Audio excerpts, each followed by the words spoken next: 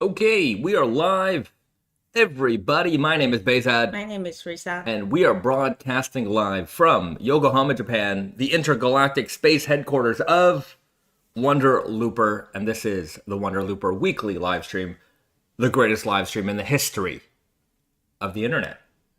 That's right. It's a fact because I said so. I hope everybody's doing well. We had a little brief hiatus last week. We were away in southern Japan to bring some fun and new information for you guys about natural hand dyed products and how the dye process is made. So we've got some clips, unedited clips that we'll be showing off today. We'll answer your questions all about that kind of stuff. Our impressions, all that kind of fun stuff. We've got a new preview of a double heavyweight t-shirt, double heavyweight color that we're going to be talking about. Some fun customer service questions. I like answering those. So we'll talk about those. We'll see where you guys are tuning in from in the chat, what you guys are wearing, what we're wearing, what we're into, some off-topic rants. Who knows? But you know who's going to know? You's gonna know. You's going to know. That's right. Welcome. Me? Yeah. Oh, thank you. Welcome. Thank you. All right, the chat is bustling. We got a lot of comments coming in here, fast and furious. So let's check in with everybody. Let's see where everyone is tuning in from. All right, we've got the current state of fade with a great one. Risa's jacket looks exquisite. Exquisite. You've got the old Type 1 Levi's vintage jacket here. Looks fantastic. Thank you. Yeah. It's a biggie made in Japan. Right. So It's a hand-me-down from hand me up. up. Hand me up.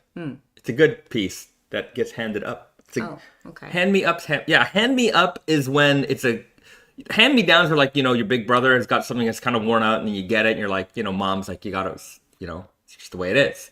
But it kind of was, though, because you're older than me and you grew a little larger, too large for this jacket. But it's a great piece. I guess it is worn out though. Well, Who knows? Up or down, whatever. It looks great on you. I love this jacket. I wish I could wear this jacket. But I love it too. It's just like this fits me so well too. It's just like the perfect length, Show it and then it's just I can wear like a thick hoodie underneath, or I can just wear a t-shirt. It's a perfect. Yeah, and you got that nice selvage on the inside here. That's right. Yeah. Yeah. So beautifully faded. Looks great. Got the one pocket, Big E. Yeah, and then I got the Iron Mordant t-shirt, Foxfibre t-shirt underneath. Got my Naked and Famous jeans from back in the days. It's, Some cool new shoes. Yes, this is relatively new. Newest shoes that I picked up from Flower Mountain. It's a Japanese brand, and we just went to buy some of these in person the other day, and it was just like a most random neighborhood, but they had a lot of cool shoes, and they had my size. They didn't have my size, but Sold out. Yeah, we'll get you something. Yeah, I hope to get some matching ones. And then let's check the jewelries here. We got some fun stuff. I got my trusted old Porsche design watch that I picked up a little while ago. I got this one, the silver one is Northworks, like made from old I want to show it. American silver coin, like a Morgan dollar coin, I think. Yeah, It's we really defaced cool. some money for this one. Yeah, and like this edges are like from the coins edges. So it's really cool. I love it. I wear it all the time. These are my hair ties and this random beads piece. I don't know. But yeah, that's it. Looks great. Well put together. Well thought out. I'm not going to make you go through all your earrings, but they look cool too because you got that turquoise one in there. Looks nice. That's also Northworks. Yeah, they make some great stuff. Yeah, Northworks. I think that's what it's called. Northworks. Yeah. Anyhow. The Japanese brand. Japanese brand, but Americana. Yeah, they use. I think most of the stuff that they use is like inspired by like just these kind of things where like they repurpose like old coins. Right. Cool. Very cool. We've got Nicholas Silva, the DVD logo in the background, guys. Let's see if we can hit the corner today. I Earlier literally today, saw it. Risa said she saw it. I don't know. I don't believe her. You don't believe me? I saw it. Yeah, she swears she saw it. It always happens when you're alone. You Yes. see it, right? That's exactly it. We got Nbraz says, I too got a new pair of Flower Mountain just last month. They are so cool. Flower Mountain shoes, I think, are no association. Don't know the people there, nothing, but I really like them. And They're very unique. yeah, anytime somebody comes to the showroom here and they're like, what are some other cool like Japanese things we should get? I'm like, go check out Flower Mountain. Like, it's sort of, I think they're coming up on the radar, but it's like, it's one of those things that I think if you come to Japan and you want to get something unique and special that maybe you're not going to find too many places outside of Japan, Flower Mountain shoes are a great option. But one thing they told us that was interesting was like they're more like available, like they're more popular from like overseas customers, market. yeah. Yeah. So like, like in Japan, it's not super widely like distributed. There's a bunch of like locations that you can check out, but yeah, like it's not like, it's in every store, Yeah. every mall. Yeah, but if you do come, hey man, it's a great. They have stores here, and you could probably get some tax free too. So I shouldn't say it like it's secret. It's tax free in Japan is a very open. It's not a secret. It's just every store has got a tax free side. Yeah, and it's like it's legal. It's legal. Yeah. Legal. You want to do your fit check? Yeah, I'll do my fit check because this is my Amami hand dyed T-shirt. This is the ELS recycled cotton slub with a Sharinbai dye with a little bit of mud dye on top. So it's a double natural dye T-shirt here, and then I've got my my linen Indigo like sort of French trousers that you guys have seen before. I wear these a lot, nice and loose and comfortable. And I just like the mix of natural dyes here. On the feet, I've got some Yucatan, these are the main guide boots, but in the low cut version, in a nice blue to match everything quite nicely. They got a nice chunky Vibram sole here, and they're very, very comfortable. Like, they're a very like kind of clunky boot, but the one thing I love about Yucatan is that like sometimes they'll make some big clunkers, but they're very comfortable. Break in time, I never ever have a problem with it. There's something about the arch on the inside that makes them very comfortable. I think they spent a lot of time focusing on comfort as well as the aesthetic. So that's why I'm a big Yucatan guy, because I don't like breaking in boots. I don't want to be too uncomfortable, and I like their unconventional designs. Right. And then I have my Kurono Tokyo watch here. So that guy, anytime I wear these pants, I wear this watch because I just like to match the blue and the blue. So that's it for me today. Pretty simple. I think I have my cap. Hold on. My Naked and Famous Denim Japan Heritage 5-panel cap, faded nicely, as you can see. And somebody mentioned in the comments that Garrett is coming to Japan. The Naked and Famous boys are coming to Japan soon. So yeah, we're gonna link up with them. We'll see if maybe Garrett wants to make an appearance on next week's live stream. We'll see. Maybe it's a possibility. You might see Garrett again. So even more reason to tune back in again here on the Wonder Looper live stream. What is that? It is the best, greatest live stream of all time. That's right. That's it. So official, double official. Okay. So that's our fit checks. And let's see where everyone else, I don't know, we sort of skipped it, but everyone's checking in from all over the place. We got Nicholas Silva checking in from El Paso, Texas. And we've got Sean checking in from Dallas. A lot of Texas people. Invis Ian's DC is in the house. We've got Drew checking in from New York City. And we've got Wyatt, Mr. Wyatt. Good to see you. Salutations from Nakano, Japan. Good to see you, my friends. And we got Nabraz in from Milwaukee, Wisconsin. Tomas from Mexico, everywhere and from all around the world. I see my good friend Arif is in the house from Chicago, wearing his Fox 70 Henley and some Orslo fatigues. Good combination. Foxfibre and fatigues. I really like that combo. I wear that a lot. I wear that a lot. That's a big favorite combo of mine these days. Okay. So let's talk about where we were, Yes. what we learned, what we saw, and let's start it off. So we went to where? We went to Amami Oshima, which is an island that is situated between southern part of Japan, but not the most south. There's Okinawa, that's just like a bunch of islands at the most southernmost islands of Japan. It's like one bit like north of that, but still south of all of the main islands of Japan, including Kyushu. So it's basically, it belongs to Kagoshima Prefecture, which is like the south part of Kyushu. Yeah, exactly. So, hold That's on, let me just pull this one up for you here. So we've got, so here's Japan, as you guys can tell by the big, in real life, it doesn't have that big thing that says Japan on it. That's just for illustration purposes only. And then as you move south, you can see all the way down here where it's circled, Amami Oshima. Also, not actually on the Earth. There's not like a big circle. It's just for demonstration. And you can see it is way down here. Yeah. And one thing that I didn't know is how big the island was. Right. Like, it's a small city. It's a city of Amami, and it's a small city, but the island itself was relatively large, a lot larger than I thought it would be, to be honest. I mean, I'm going to say we drove from one end of the island to the other, and it took about 2 hours. Yes. So- Which to me, like, because like the main island of Okinawa is, I think, technically, is it smaller? I don't know. It might be bigger, but like it's quite similar in size. And in Okinawa, there's a lot of people, and the proper, proper cities and all.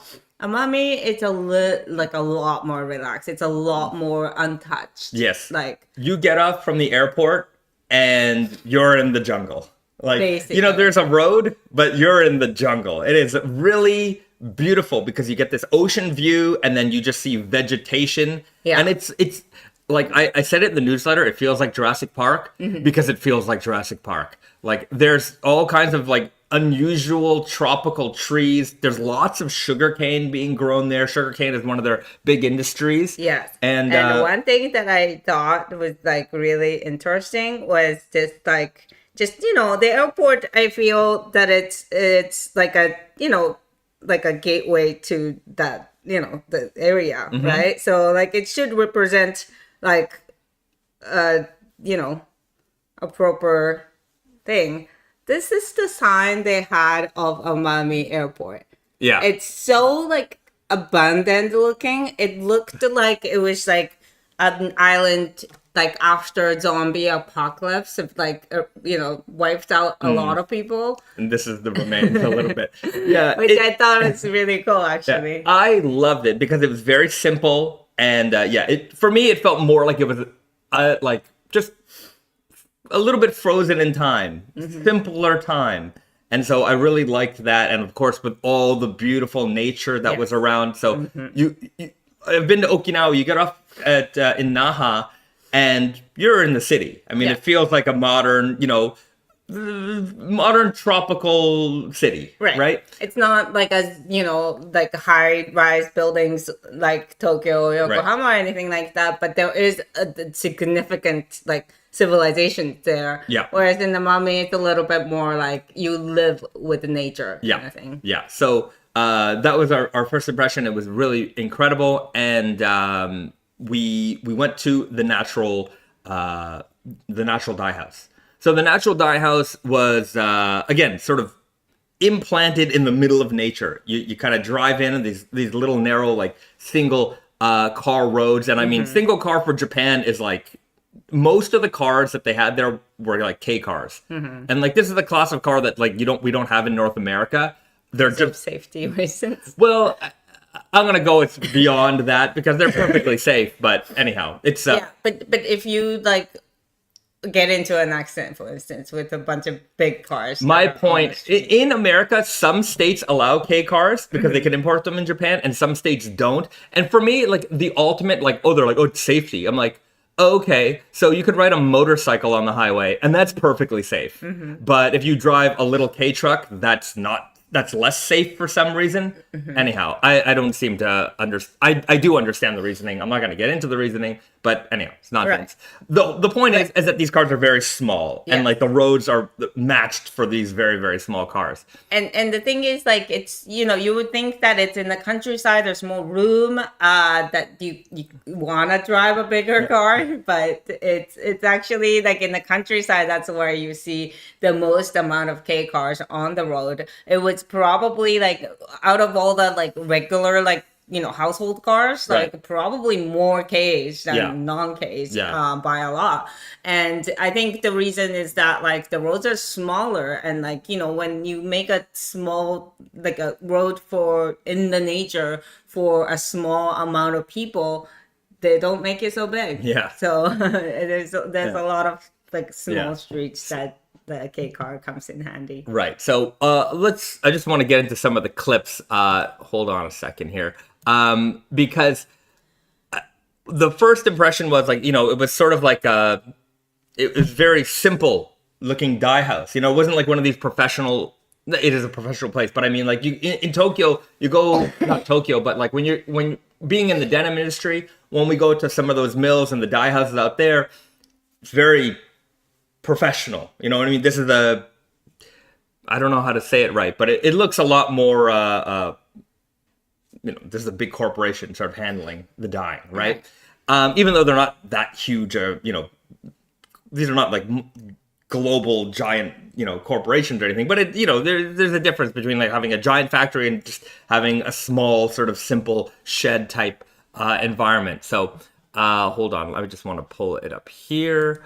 So when we visited the dye house, the first thing we saw was them actually in the process of making the dye. And let me just pull that up here. And you can see it right here. You can see what's boiling in the water here is actually a bunch of wood chips. So there's local wood called Sharinbai.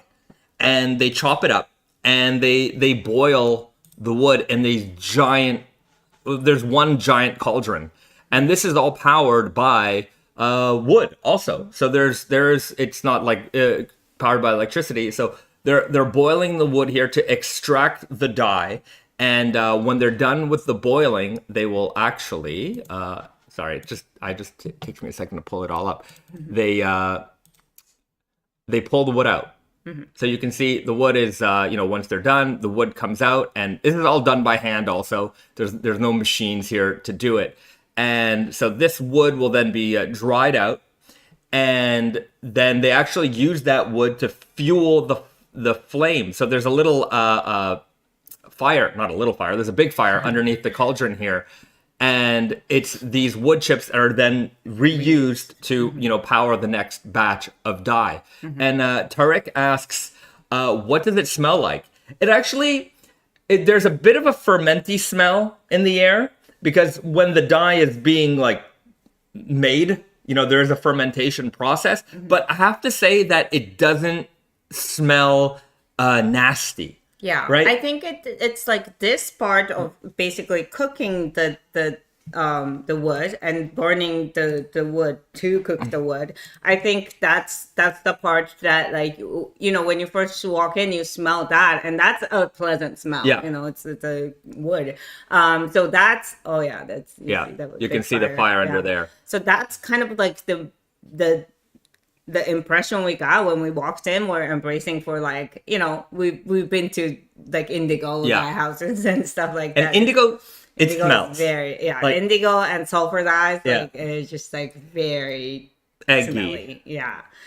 So we were kind of expecting it to be like a little unpleasant, and it was obviously when you like get yourself close to the dye itself, it's not the best smell, but it wasn't so bad. No, it wasn't so bad, and it was one of those things that I commented on. I said like I when I went in there, I'm like, it doesn't smell bad in here. I said it actually kind of smells nice. Yeah. And because number one, there's a lot of wood in there, so it does have a lot of like woody smell.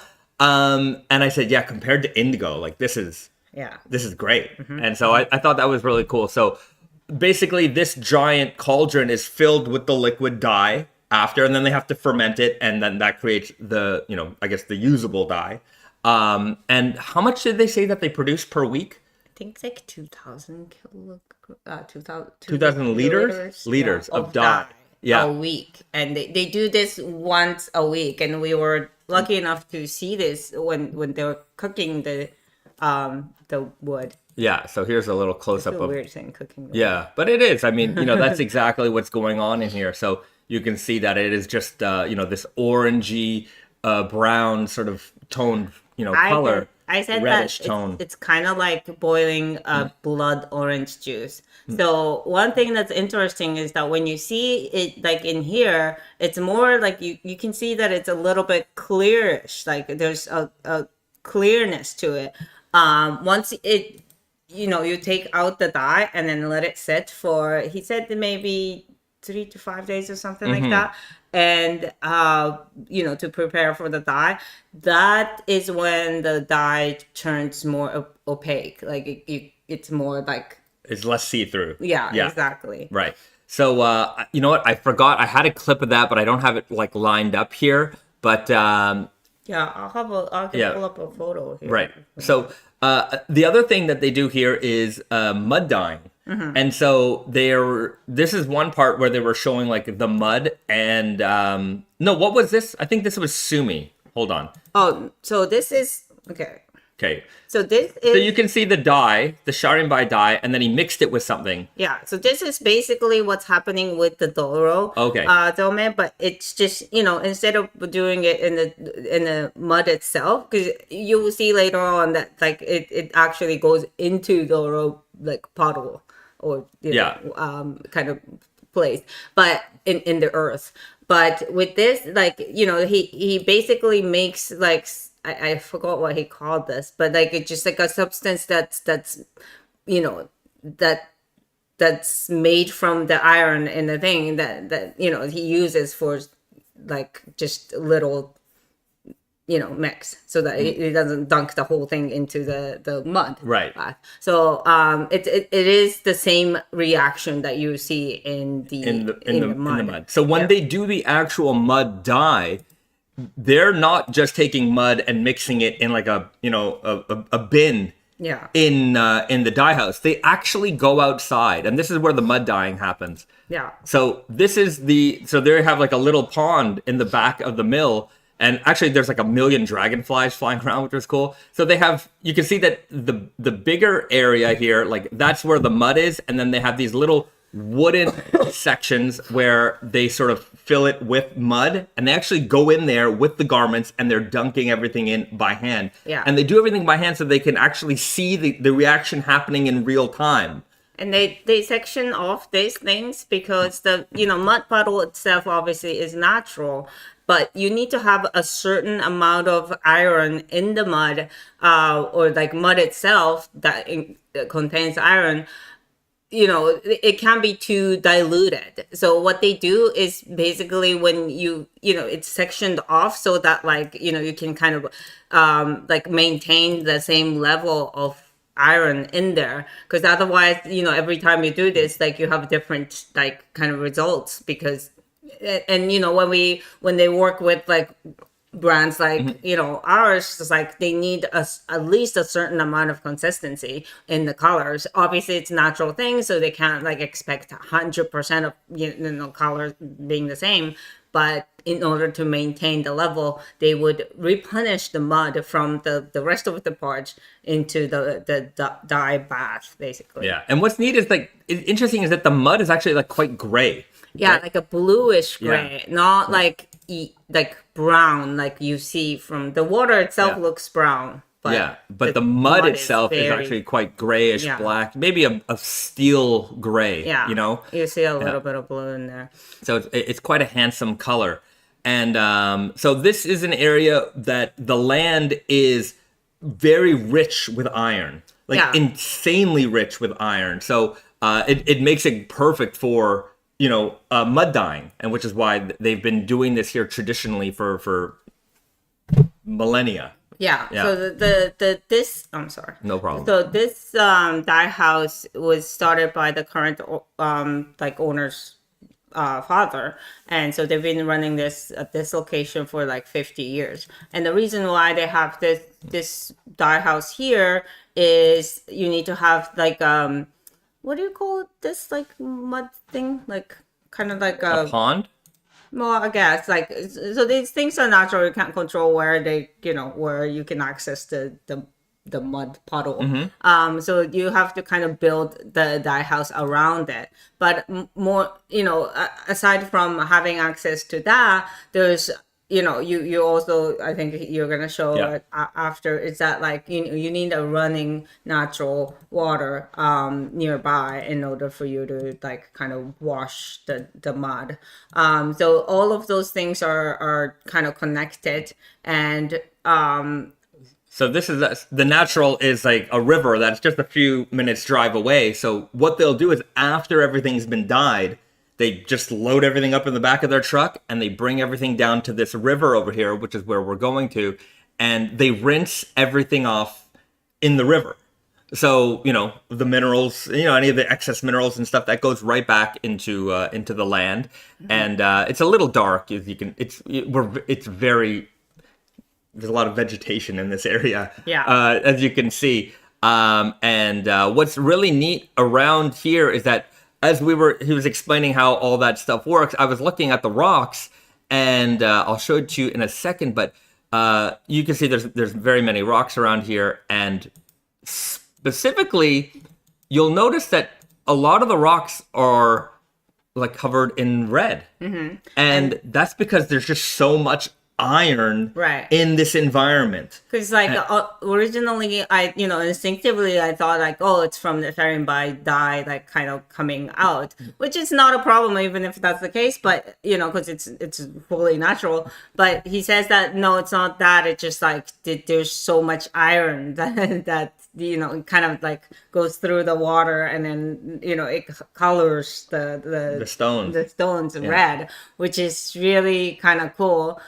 At the same time, it was a little creepy because, these kind of like covered, like, like river in the mountain, and, it makes you think of, little horror movies and stuff like that. You go dark fast. You listen too much all the real crime. I think it's mostly the like horror movies that I've seen. I've watched enough horror movies that I'm not afraid of these things. And you listen to real horror. And so, see, instinctually, horror for me is like, oh, there's something bad there. Just, you do what they don't do in the movies. You don't investigate. Right. You get out of the house. You don't look in the house. You get out of the house. Right. You call the police. You'll be fine. Yeah. Right? But yeah, no, there's too much investigating going on in these horror movies. Okay, that's a anyhow, turn. off topic. It's Halloween. Halloween's coming. So this is some of the stuff that we learned. And, as we were going through this process, they like very interestingly mentioned there's no electricity here. There's no electricity in this entire dye process. And I thought that was really fantastic because I never really thought of it that way. But here it's like, no, they're dyeing each one of these. Number one, they're creating the dyes by hand. They're chopping down the trees. There's actually a wood chipper, but that's actually a gas powered. So I don't know if that counts as electricity or not. But they have an axe. They chop things down.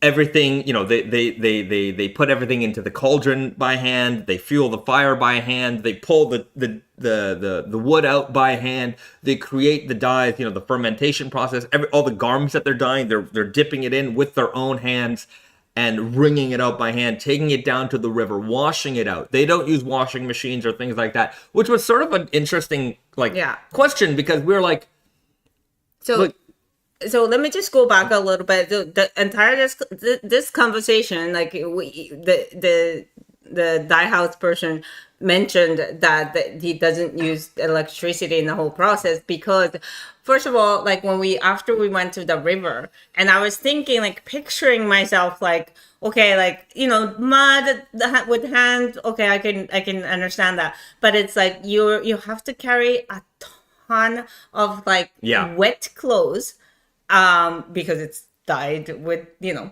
the liquid. Soaked in dye. So wet clothes, and bring it. Okay, I can bring it to the car, drive up the mountains, go to the river. But it's like from where the road ends, to like you just have to go like down like a little bit. It's not a hard walk, but it's also not a paved it's anything. Not a paved road. So it's like you gotta bring like this whole bucket of like wet clothes down there. Like it just seems like a lot of work. Like how can you do this? And it's like, did you like even consider like building a stairs or something like that? I stupidly mentioned that to him, and he was like, well, you know, the thing is like everything that just kind of settled in, like we try to make everything, you know, more modernized or more efficient or whatever, but it just doesn't work that way. And then he mentioned that in the beginning, like in like, you know, earlier days, his father like kind of considered putting in a washing machine, so that, you know, the river washing part, at least it's going to be done all in house, like on site.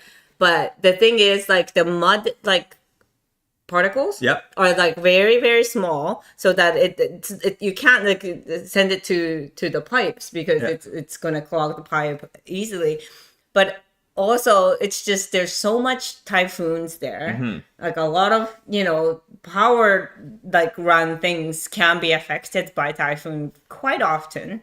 And it just doesn't work. It's like modernizing is less reliable than relying on the traditional methods. I mean, that's why these methods have stood the test of time. Right. Like even with the stairs part, like you're like, why don't you build stairs? The guy's like, they wouldn't last here. Like in nature, like it would destroy these stairs.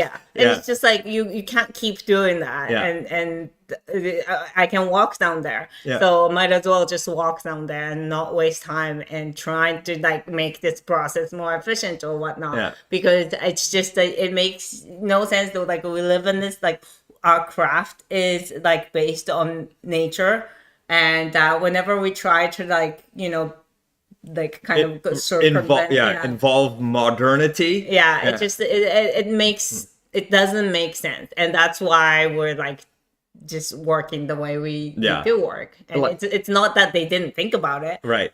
It's just like for me, like it's the ultra respect of that. It's just, you know what? It worked. It's worked for, you know, hundreds and hundreds and hundreds of years. Who am I to change it? Who am I to change it? And he's like, and even when we tried, it doesn't work. Like we figured it out. We've done it for this long.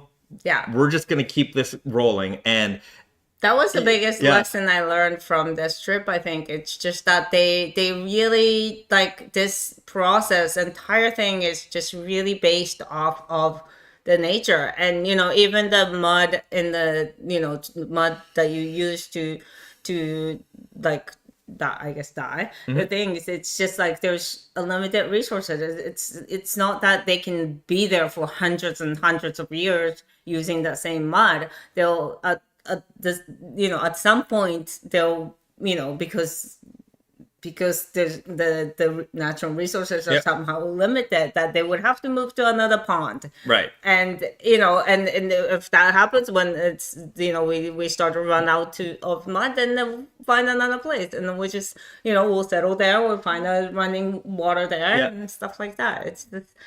It is a very interesting way of thinking about it. Right. And so I'm like, you know, at first, I think even from our experience, you know, many years in textiles and things like that, you know, you hear about, you know, oh, mud dye. And you just think, like, you know, it doesn't really compute to you that it's, like, what actually goes into doing all of this, you know? Because you think indigo, kakishibu, these things, and you're like, okay, I mean, you know, the mill will handle it. And, like, generally speaking, you know, in like the denim world, it's like, you know, the mill will handle it because there's an apparatus for it. You know, they're not doing this stuff by hand. Like, except for like the occasions when they might do like a natural, like hand-dyed indigo or something like that. But, you know, just the process of creating these dyes, doing it all by hand, not just dyeing it by hand, but creating the dyes by hand. It's really fantastic. Yeah. And you know, I think like, you know, the epitome of like humbleness and like, it's the epitome of humbleness because this is as simple as something can be, but it is unbelievably difficult to make.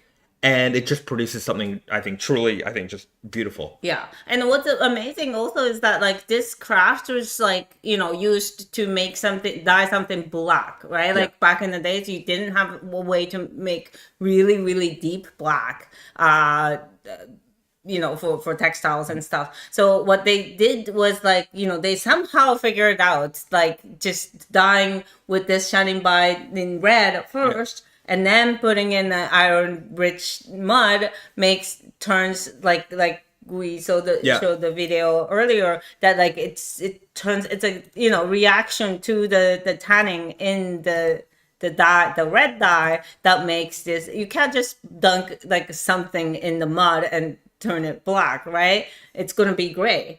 And this process, it's just like, I don't know how anybody like found this back in the days, but they did. And then this was like, you know, kind of like this tradition was kept alive because they created they mostly what they're famous for is just like dyeing silk yarns and then weaving that silk yarns into like a kimono fabric, right? So that's how the tradition was kept. It was always the black dye, and like, you know, it's like this red and the pink shades that we were doing is like very beautiful. Yeah. But it wasn't. It was just a byproduct of the whole process. Yeah.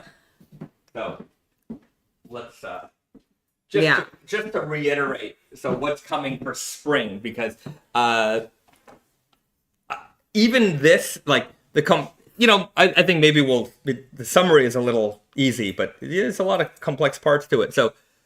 This is the Sharinbai dyed t-shirt. So this is with just the wood, right? Well, yes, the iron is not involved in that. Yeah. So there's no mud in this. Yeah. But because, you know, they use an aluminum to settle the dye, so that this is just kind of the color that you get from the wood, the Sharinbai color. Yeah. So that doesn't have the gray undertone. It still is a very nice, you know, pink. It's kind of muted and it's not like, you know. And it's not like consistent. You can see that there's, you know, there's variations here. And then, of course, we put it on top of the ELS recycled cotton slub tee, which has its own texture. So, you know, the texture from the fabric combined with the sort of unevenness of the dye really makes a very special color. Yeah.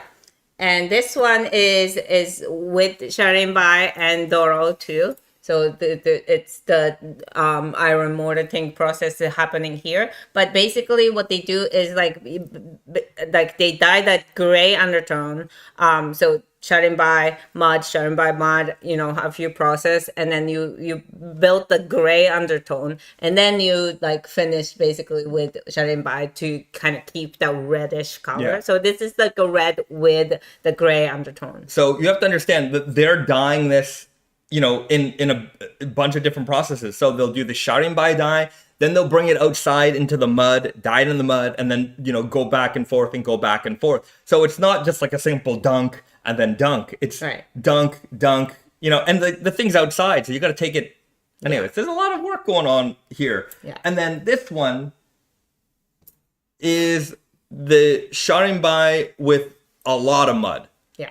So this takes a lot of back and forth process, and then you know, this is not quite the black that, like, you know, they were like known for. Mm-hmm. So Oshima Tsumugi is the fabric that they, you know, kind of use the mud dye. They look black. This one is a little bit steps before that, but as you can see, this is quite dark and quite, you know, because of the red, you see the brown in here with there's a warmish tone to this, and that is because of sort of the reddish color within it. Yeah. And then so that we get our darkest tone. Yeah. And then this is crazy town. Because the whole shebang. this gives you every color that we're showing there. You can see that actually this color is a little bit more brown. But of course, it's difficult to control because you're doing 3 different tones of dye all in one t-shirt. Yeah. So this part is the only part that got the iron treatment. Yeah. So this part, no iron. Right. This part, iron. And because you can't just do like, it's hard to do section like that. Right. But so the contrast here is not as large as this one and this one, but I still really like it because you can definitely see the difference here. Yeah. The last coat of mud is so the amount of work here is insane. I'm just gonna. I know that the people watching now are not gonna be the ones to complain, but I'm preempting it because I know that somebody's gonna buy this at some point and like not have watched these videos or anything, and they're gonna be like, "My shirt is dirty," and because there's things here. Yeah, that's just the way it's gonna be. Mm-hmm. I'm just saying. Okay, like. These are all done by hand, and inconsistency is part of the game, and that's just one thing you'll have. You might have a few specks of other colors in the different color parts. That's just the way it is. But that said, these 3 colors, we're gonna start here. Spring Summer 26, we're starting here, and after, I think there will be a lot more. I think we can do some I really want to do a super looper. I really want to do a super looper in these dyes. So expect more from us in this realm. I think it's going to be a lot of fun to explore. Yes. And we're going to create some really special and beautiful colors with this process. So it also gives us another reason to go back. Yes, definitely. I definitely want to go back. And also, like, he's kind of the owner of this dye house. He's very much of an artist in a way that like he's this is the craft, obviously, like this is the famous way to do the Amami dye and dorozome, but he's exploring other natural dyes as well, and he's always curious to see what they can do and how they can express this craft. He also mentioned one thing that was like kind of resonated with me. It was like there's a word in Japan that like 2 words in Japanese that describes like craftsmanship, right? Like one is Kogei and one is Mingei. And Mingei is a little bit more of like a, I don't know, it's more of an art form, like kind of like a, like what's a good example? Like a calligrapher? Yeah, maybe, yeah. That could be it. Or like maybe a little bit more smaller scale. I gotta kind of organize my thought on this before I speak on it like properly. But like he's kind of in the middle where like there's definitely an industrial aspect to it. Sure, it's not just art, right? But maybe like a carpenter is like somebody like a very specialized carpenter, like it is, you're making tables or chairs or things like that, right? And so there's an industrialness to it, but a really fantastic carpenter, like the things that they do, the joinery that they do it, there's a craft, there's an art form there as well. Yeah. So I think what he was saying is like there should be more somewhere in between, and I think what he's trying to do is like kind of takes this like back in the days, it was industry. It was like I mean, I think to a certain degree it still is, but much smaller scale. And that now, like it's because the world has changed, and how people consume has changed. That they are kind of moving a little bit towards more art form. Right. Yeah, I think I see the difference. Like an artist. Like if a painter is painting for the sake of their own general creation, there's that form of artist, and then there's the artist who is, on the side of industry, perhaps. And he's sort of right there in the in between. Right. Yeah. I don't know. Okay, let's talk about it more. Risa will figure that out. I think, but it's in a way, like it is, you know, like because so we placed an order with them and for this production, and it was a lot more numbers than because we wholesaled, and you know, so the number that we kind of thought that we're gonna ask him to do was lower than we actually ended up asking Right. him to do, and so you know, I was just like.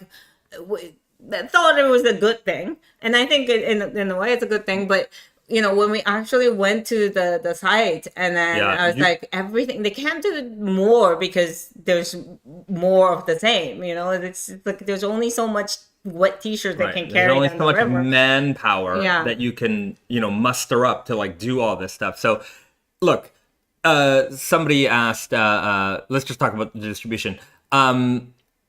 Are these going to be a pre-order or anything? No, this is going to be part of the spring collection. Yeah. Like Risa said, we did our buys with our retail partners already. So all of our retail partners around the world, they picked their favorite colors, how much inventory they're going to carry. That's already planned out for the spring. Same thing with us. So what Risa was saying is basically like we had an initial sort of guesstimation of how much we were going to, like what kind of order we are going to send him. Because when you work with a place like this, they're like, well, how much are you going to order? Because they need to know, because, you know, they have to make as much dye, how much capacity can they handle?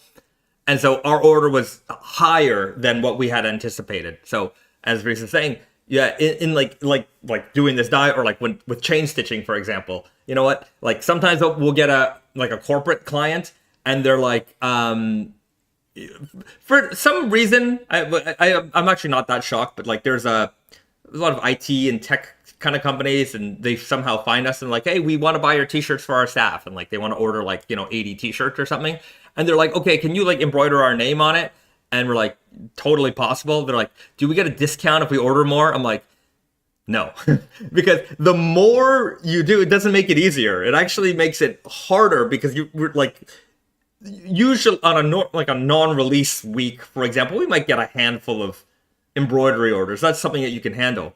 But like when you dump 80 on me in one shot, that's a lot to do all at one time. So it doesn't get easier. It just, you know, Right. yeah. So it's the same thing here, right? Definitely. Yeah. And you know, I was a little concerned. He was fine with it. So you know, we'll see how like this turns out. It's kind of an experimental stage still, but I'm very excited. And I just, you know, I as much as I kind of like feel like this shouldn't be a, you know, mass production kind of things. Yeah. You know what I mean? Like it's just It just, number one, it can't. yeah. Right. It really can't. Yeah. And even if it can, it just, well, I guess the reason for this is because it can't. But like, you know, it just it doesn't suit the process. Sure. You know what I mean? Yeah. It's okay. Maybe like 5 at the same time or 10 at the same time. You know, might be helpful actually than doing one at a time of the same thing. Right. But you know, like having hundreds, it's not gonna help. So it's just really There's a balance here. that we yeah, have to- I thought yeah. so. So we'll figure something out. But I mean, for the next spring, we'll commit it. You know, I'm just thinking like everything we do is sort of the opposite of like what good business sense is supposed to be. They're like, oh, you can only make, you know what I mean? Like, you know, Foxfibre t-shirts, for example, is like, oh, so you can only make that many t-shirts a year. I'm like, Yeah. yes. Even if Like- we want to grow a production, there's only a limit. yeah. And like everybody else is like, you know, I have all these friends in these companies, so scale, you gotta scale. I'm like, yeah, I don't know. Like there's like here in this instance, it's just like, yeah, we can make like a couple hundred of these. Like realistically, that's what we can do. Like I can't make tens of thousands of these. That's not going to, Yeah. you know, be a reality. And anyhow, it is what it is. Yeah. But you know, I'm very happy. I'm just saying, like we've built, I think something, pretty successful so far, going against like conventional wisdom. And just, you know, I always find that like if you make something good, then, you know, you're focused on just good. You know, it's a good product, good price. You know, we're not the cheapest or anything like that, but I think we're far from, we're far from the most expensive, right? And you'll find an audience for something like that. Yeah. So it's the thing is, like, it's human nature for us to want to grow. Mm-hmm. Like, if you hit at the more higher numbers, like that's a good goal. Like, it's exciting. And, yeah, like we're at 6 orders today, for example, guys. See, you want to grow that. Yeah. No, it's that. But then, then at some point, like, we can't do the things maybe the way we want to. And that's a great segue into the struggle that I'm having Yes. with embroidery orders. And I'm very sorry if you're like waiting for the embroidered pieces from us from the previous release. I'm still working on it, and I obviously this trip kind of took the time away from working on that, but honestly, like, when you have a big release, the first, few days I have to dedicate myself to shipping. Yes. Right? Like, because shipping regular orders, non-embroidery orders. And, there was also, like, with the amount of orders that comes in, there's also the Problems that come with it. Yeah. Exactly. So there's a lot more, like, things that you need to do. And I'm, with embroidery, again, like Bahzad said earlier, it takes how long it takes, you know what I mean? Like, I can't be more efficient. Maybe I can slightly, but like it's Yeah, like you got to draw out the design. You do it a few times until you're happy with it, then you transfer it. Like, it's not something that I would say, like, unlike, say, hemming jeans, right? Hemming jeans it's not simple, but what's the inseam? Okay, you measure it out, you mark it with the chalk, you cut it, you put it through the machine. Like, there's not a lot of, like, extra thinking involved in that respect. Whereas here, you're like, okay, this is the customer's request. Okay, I got to draw it out.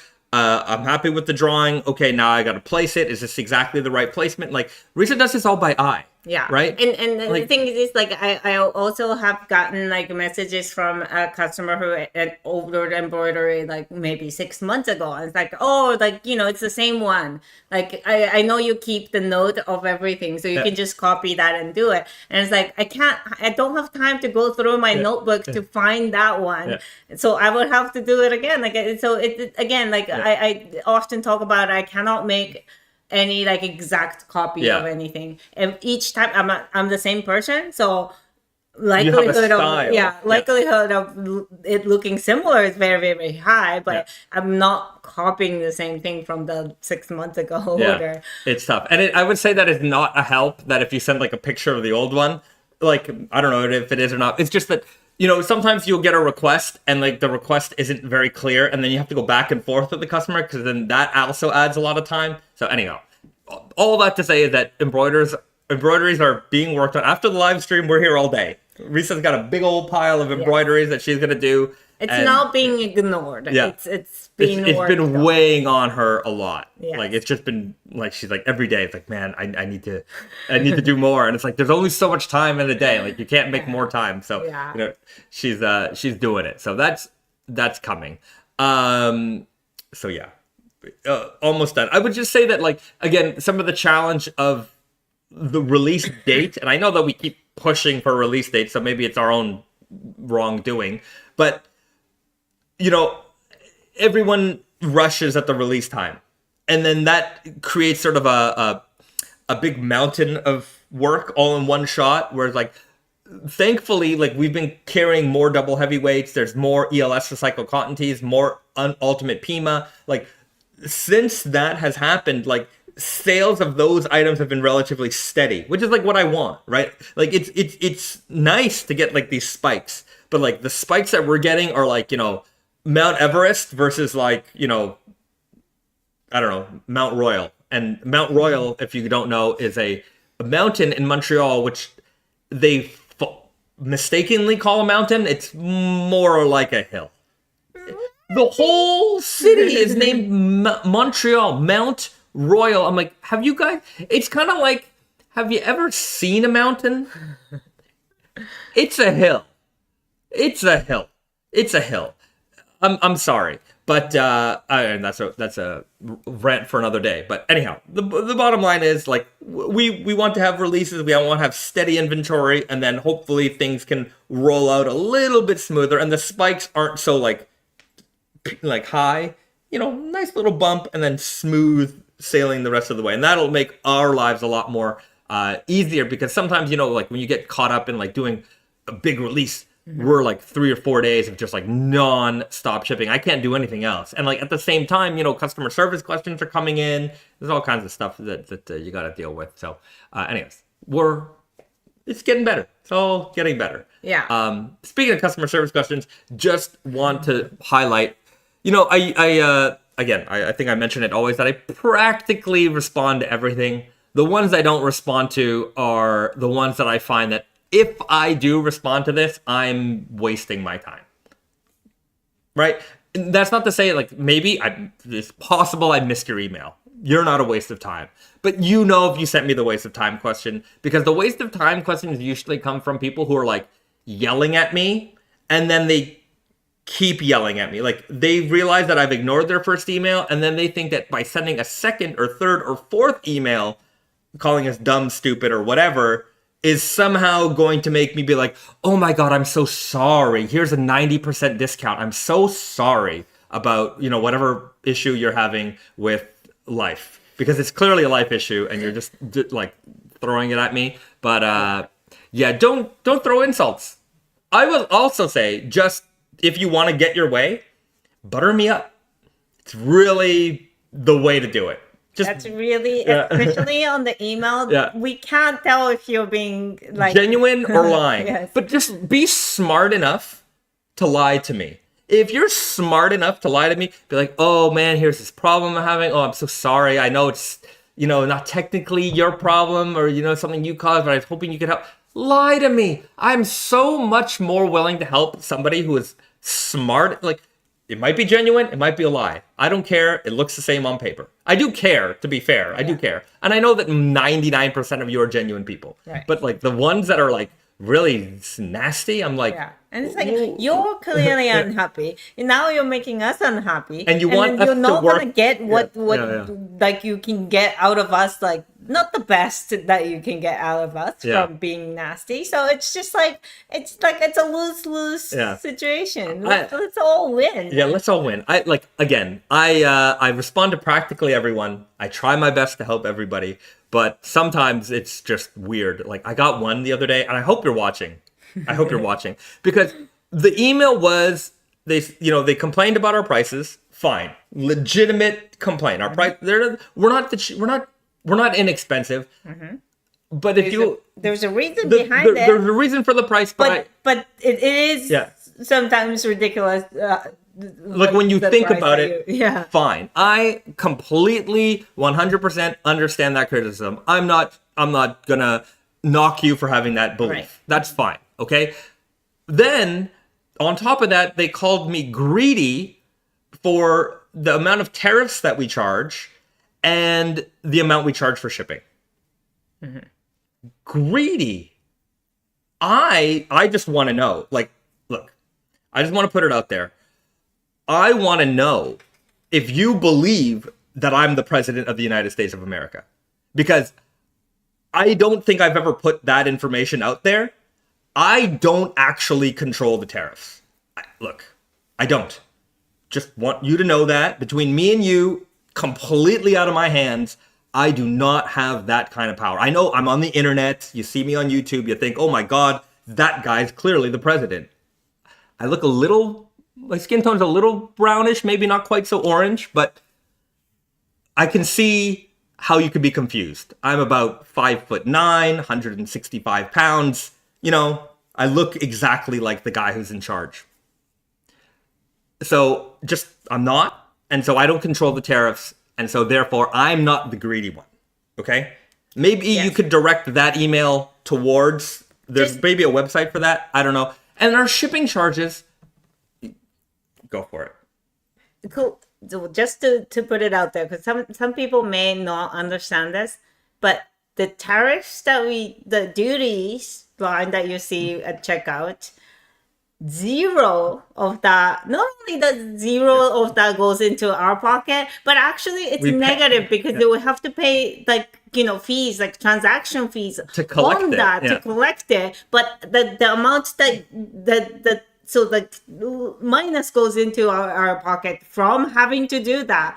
The reason why we do it though is so that you don't have to, like, not you, but like, person who's getting the order doesn't have to pay the brokerage, first of all, and then doesn't have to like have a separate invoice from FedEx for the duty. We're trying to help you, and it's costing us too, small, but it is costing us.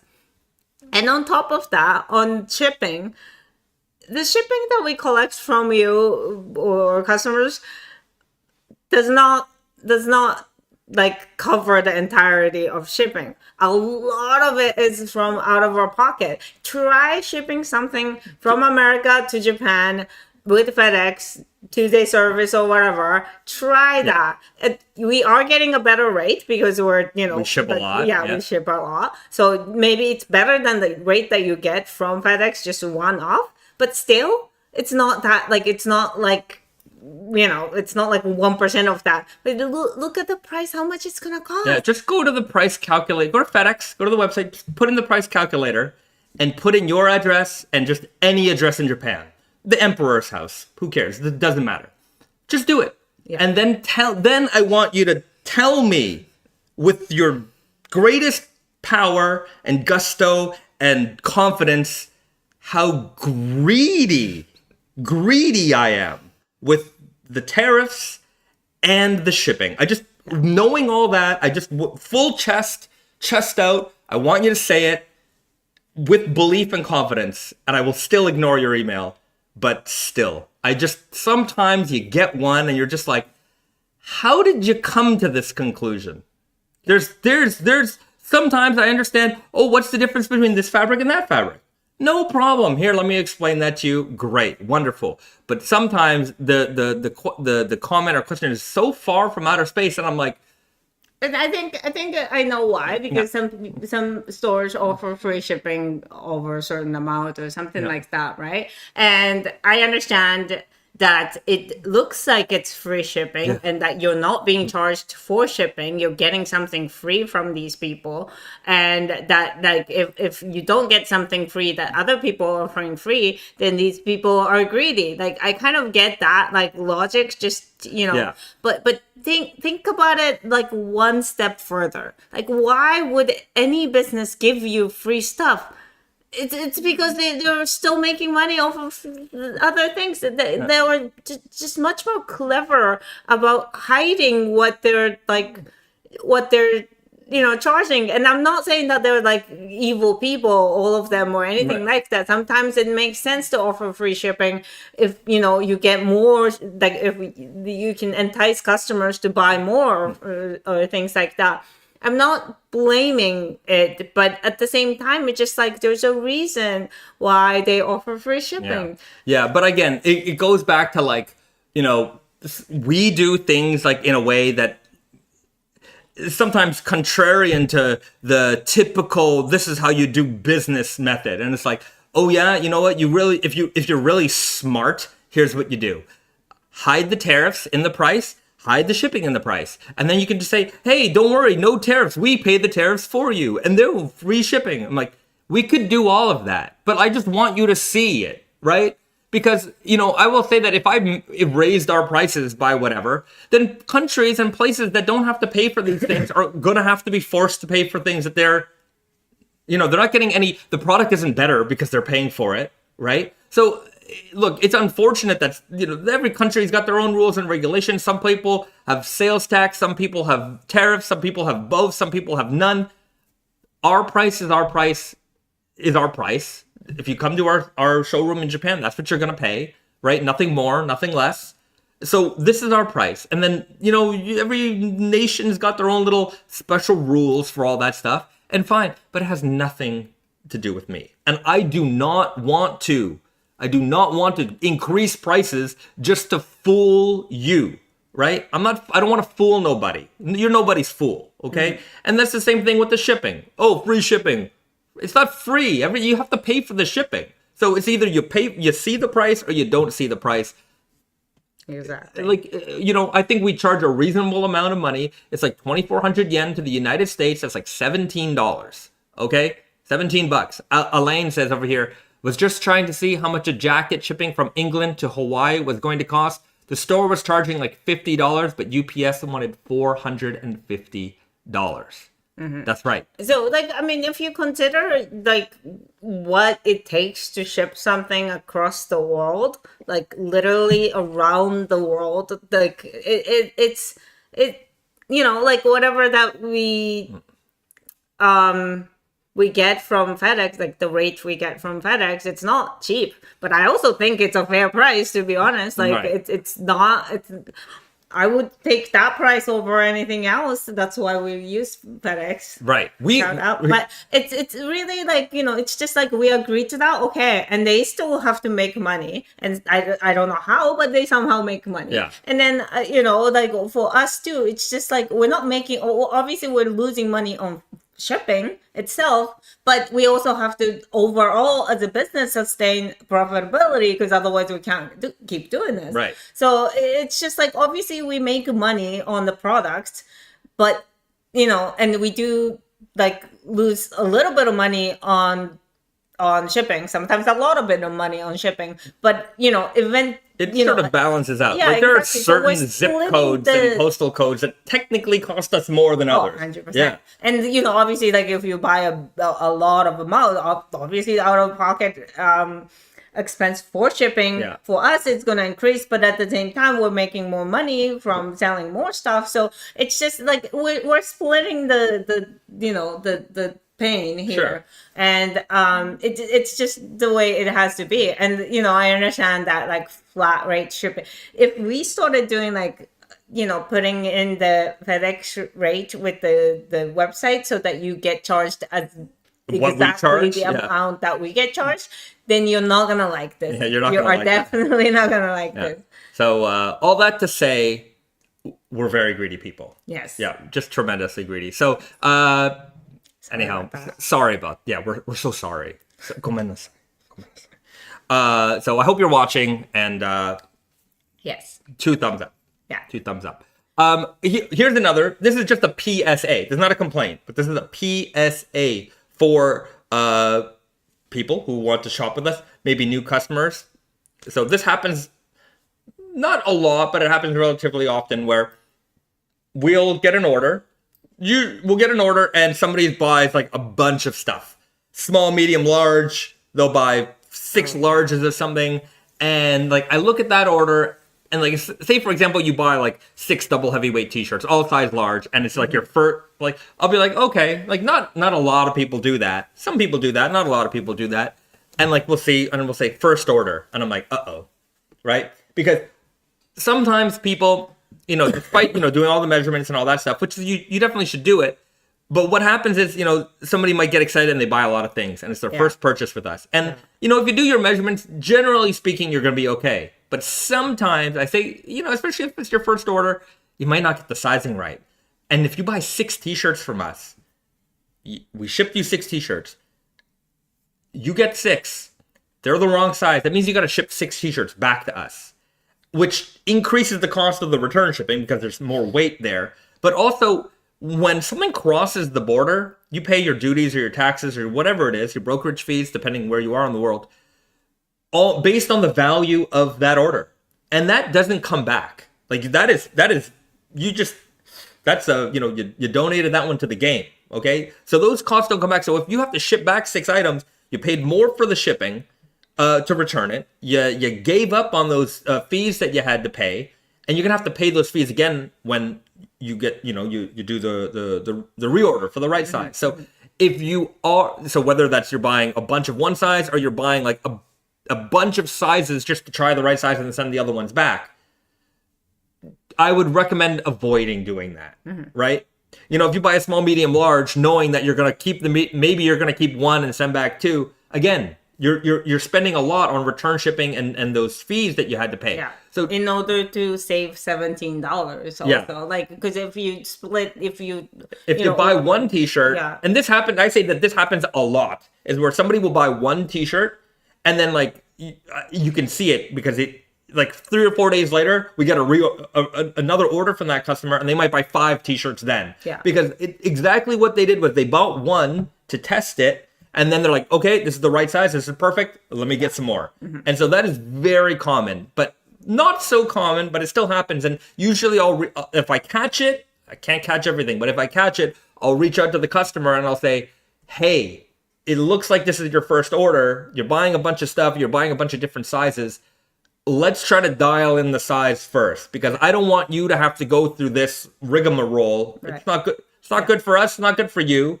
And let's just try to nail it down the first way. So sometimes what will happen is somebody buys a bunch of T-shirts. I'll say, let me just send you one, right? And if it works, then we'll send the rest. Yeah. Right? And that if way... you want to avoid this conversation because you bought from our retail partners and you know your size, it's your first time buying directly from us, but it looks like it's a first time order, but if not, then like just put it in the notes so you know. It's like, I know what I'm doing. And be like, sizes are okay. Like, okay to ship. Or like sometimes what'll happen is we'll have an order and somebody's buying like large, and then extra small. And sometimes I catch it, sometimes I don't catch it. And I will say that in the times that I catch it, what 90% of the time when it ends up happening is somebody says, oh, I'm buying it from my wife, I'm buying it from my girlfriend, I'm buying it from my daughter, something like that, right? And so that is a very common thing that happens. Sometimes somebody legitimately just put the wrong thing in their cart. And, because extra small is usually like the first size, so it defaults to extra small when you go into the page, I think. I don't know how it happens, but I mean, there has been a case where like, people didn't mean to order extra small, but they did, and then we shipped extra small. So I think it might be a good idea, especially if you're ordering from just, different sizes and then one in extra small or whatever, then just let us know ahead of time, like in the order notes, and we don't have to bother you at all. Yeah. So Elaine with an interesting question. How do you guys feel about the resale culture and how some folks are buying your items on release day and releasing them on eBay for 2 to 3 times the price? Is this happening? I have never heard that. Really? I don't... Wow. That's evil. Yeah. That's I've evil, not actually. seen it. You're the first one to mention that. If that's happening, I will not encourage it. I don't encourage anybody to buy from these people. And I will say that in general, we try to release things again, right? Yes. So don't waste your time paying. I'll say it. Our sweatshirts aren't worth 2 times the price. They're not worth 3 times the price. If you're gonna buy from secondhand, like eBay, or maybe not secondhand, but brand new, but like from another, like not a proper retail partner that's listed, every one of them is listed on our website, or like ourselves, then you do not want to pay more. You want to pay less. If you want to pay less, some people might buy it and it's just like, oh, I don't want to return it. I'm just gonna I it doesn't fit me, but I don't want to return it, so I'm just gonna sell it on eBay. That's possible, but in that case, you should pay less. Yeah, you really should. Yeah, so don't support these types of people. Yeah. Look, I understand somebody buys something not their right size, or maybe they change their mind about it later, or they enjoyed it for a while, they want to sell it, make some money back. Fine, right? Maybe they're gonna sell it at the price they paid for it, maybe a little bit less. If you're in scalper price, that's my opinion of them. Don't support it. Yeah. Don't support it. And the thing is, like, we can't control. Some brands like can control the secondhand market and ban people or whatever. Or some people we can't. Some companies encourage the secondhand market because it brings their brand value. Right. Obviously, we don't do that. I do not support it. Try not to run out of things either, But at the same time, if we also don't have resources to. We first of all, we can't tell people, we can't ban people from selling because sometimes they have a legitimate reason to sell something that they bought. So. If I ever catch wind of a customer doing that, I will just cancel their order. But I have to be sure that they're doing that, right? I can't just cancel people's orders. But if I know that this is a known, operator in that realm, I will just simply cancel your order because I can do that. So don't think that don't do it. Yeah. Yeah. Also, I'm just gonna point out, I'm noticing the Tate and Tate and Yoko references flying around in the chat. Yeah. Yes. So I am Yoko. This is Yoko. This is Yoko. My name is Tate. Tate and Yoko is no more. It is end of an era. Yeah. Terrence Dunn, my brother from another mother, the big man Terrence at Tate and Yoko, from a very famous show called This Week at Tate and Yoko, also known as Twati. He's here in the chat. R.I.P. Tate and Yoko. So the Tate and Yoko store in Montreal is not dead, but they did rebrand to Naked and Famous Denim. So the Naked and Famous Denim Tate and Yoko store as an entity no longer exists, but it operates much the same as Naked and Famous Denim.com. R.I.P. Tate and Yoko. It was our, I was there, started it. I was there, smashing the walls down, built that store, and anyhow, it's end of an era. I gotta update the stockist list. Yeah. We found out when you guys found out. Yes, maybe later than when you guys found out, probably. But yeah, that's one of our retail partner in Montreal is Naked and Famous Denim, Tate and Yoko, our former alma mater. Alma mater. I don't know what that means, alma mater. I just know that it's your old school. Yeah. But what it translates to, I'm not sure. Mr. BD is in the house and says Miss BD was wearing the rusty t-shirts that they made on their This Week at Tate and Yoko show. Yukon Selvage says, are they going to have to rename This Week at Tate and Yoko? I think so. They did it. I think they already did. Yeah. Naked and Famous. Yeah. Terrence. That's more appropriate. Yeah. Fair. Terrence says, I'll miss Twati, but Tate and Yoko will live on in our hearts. No question about it. Hayes T says, I didn't realize they were separate entities. They were and they weren't. Yeah. They were and they weren't. Yeah. It's a complex web of businesses. But yeah, it's kind of like the unbranded brand is the sub-brand of Naked and Famous, but some people know it, some people don't know it. Anyways, I think these days it's more... Yeah. You'd be surprised. Not everyone follows all the happenings on the social medias, There was something else I wanted to mention. Oh, yes. While we were at the dye house, we had another, of course we were like, okay, we got to do hoodies. We got to do hoodies. But the other thing that we got to do. Oh, yes. I was just randomly thinking, and it's like, what's the iron reacting to in here? It's tanning.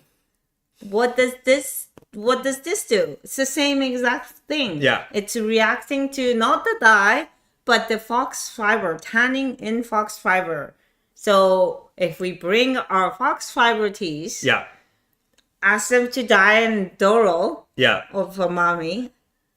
What color are we going to get? We don't know, but we are going to find out.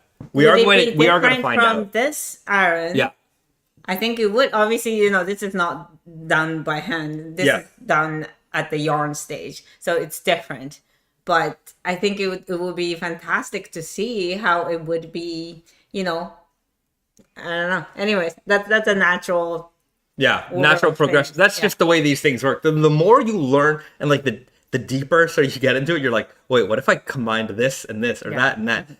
Some people, they come to the showroom, and they're fans and very, very nice people. And a question that we often get asked is like, how did you come up with this idea? And it's kind of like that, where it's like you take from here and you take from here and you put together, and like that just sort of what we did here, because we're immersed in a world of like textile creation, right? So it wasn't just creating textiles, but we were pulling from so many different worlds, dyes and tradition and different types of weaves and everything, and mashing it all together. And we're like, in my mind, it was like, nobody's doing this in knitwear. And like, the knitwear world is filled with, you just see this term everywhere, premium basics, right? And I'm like, I don't want anything about like what we make to be basic, right? It just, because like there's so many brands out there that are making like premium basics, and it's like there's only so much new things that we can do, and there's only so much better we can do, and it doesn't really tickle me, right? Maybe that's not the right word, but it's like for me, it's like, whoa, like that dye combined with this does that, and with these yarns we can make this. Yeah, that is going to be cool. That's going to be really fascinating. Yeah, and like that's what drives.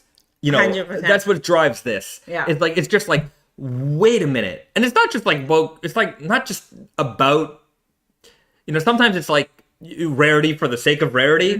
But that's not really what it is. For me, it has to be really like fascinating, really interesting, something that I think, number one, we have to really love it. And the other thing is that we always try to pursue with our fabrics, an emotion of, when you get it, you have to feel something. Like, because sometimes we'll get a fabric, and like we've had stuff that has never come out, and like we're like, it's nice.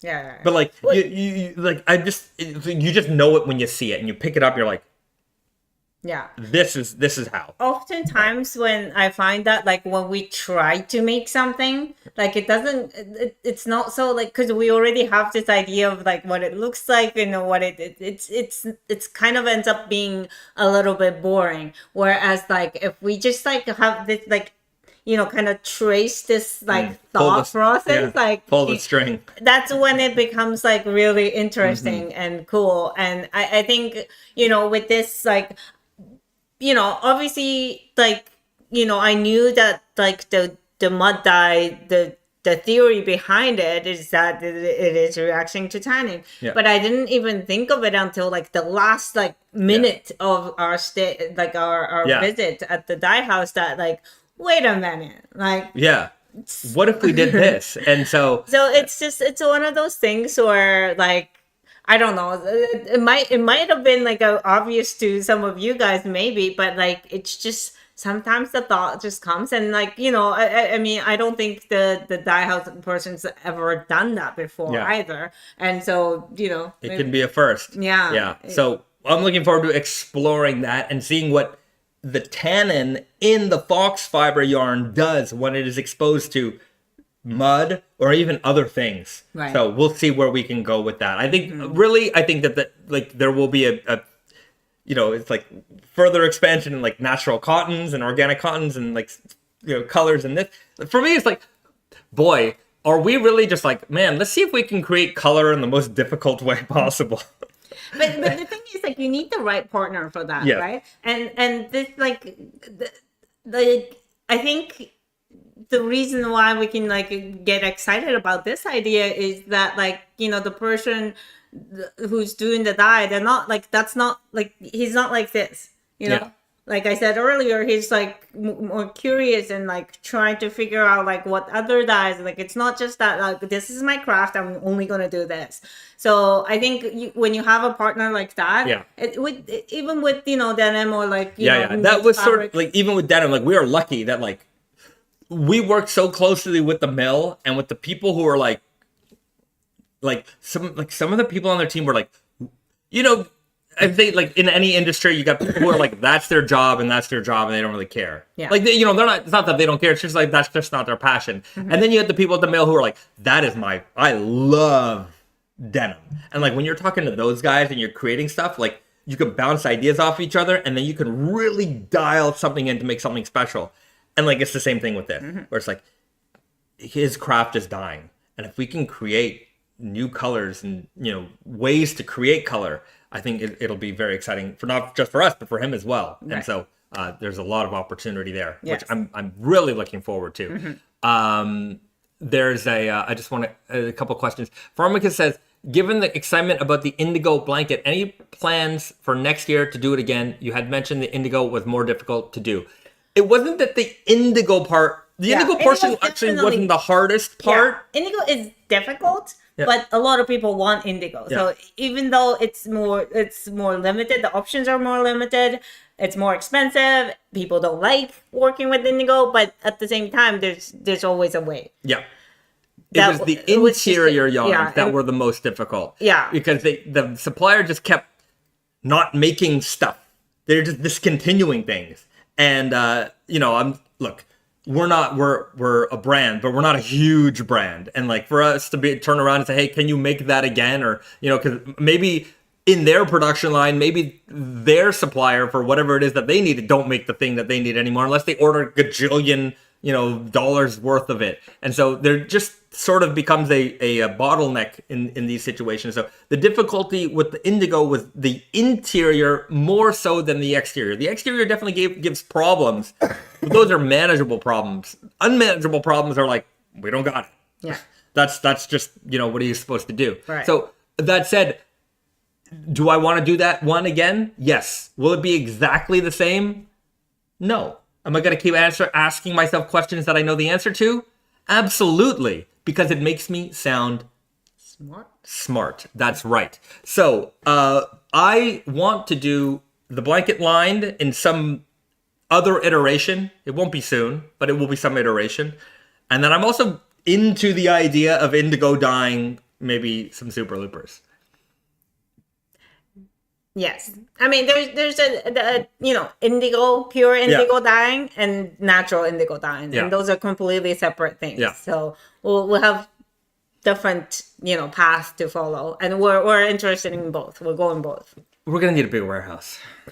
We're going to need a bigger warehouse. You can see we have so many boxes just piled up there. Like, we ordered more of these. So, like, these are really piling up now. And then, like, hopefully you can see it past the DVD sign. Like, that was, like, the shipment. That's, like, not all of the shipments that just came in. Like, these stack all the way back up to the wall. And, like, behind me, there's, like, more boxes way back there. We're running out of space, guys. We just moved in here. We're running out of space. We're gonna have to rent lower floors. Yeah.